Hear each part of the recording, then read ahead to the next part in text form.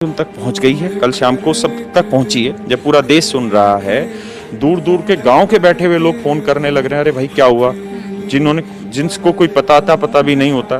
तो सरकार तक ये बात पहुंच गई है। सरकार को ये समझना होगा कि आप एक ब्लाइंड बच्चे को, एक अंधे बच्चे को जम्मू से सेंटर देते हैं एग्जाम का दिल्ली।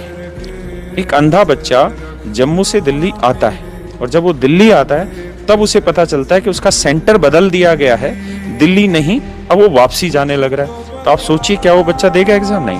अब आप ये सोचिए एक बच्चा है या एक बेटी है, लड़की है और वो राजस्थान की रहने वाली है, उसका एग्जाम सेंटर डाल दिया गया अंडमान।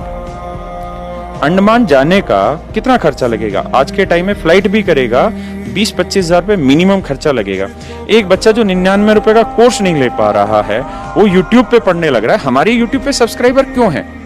कोई हम आप लोगों की तरह कोई न्यूज चैनल की बातें थोड़ी बताते, करंट अफेयर थोड़ी बताते, हम पढ़ाते हैं यूट्यूब पे फ्री खड़े होके वहां पे। तो बच्चा इसलिए हमसे 80-90 लाख जुड़ा हुआ टर्न मिले।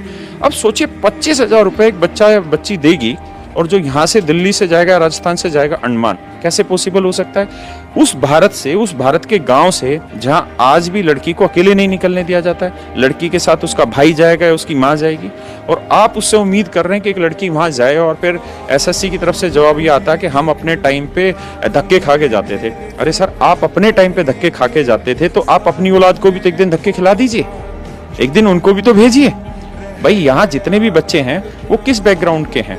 कोई प्राइवेट स्कूलों के पढ़े हुए थोड़ी बच्चे हैं, सारे सरकारी स्कूलों के पढ़े हुए बच्चे हैं। तो अब इस चीज में तो मुझे लगता है कि कहीं से कहीं तक भी औचित्य नहीं है कि इसका कोई जवाब दिया जाए।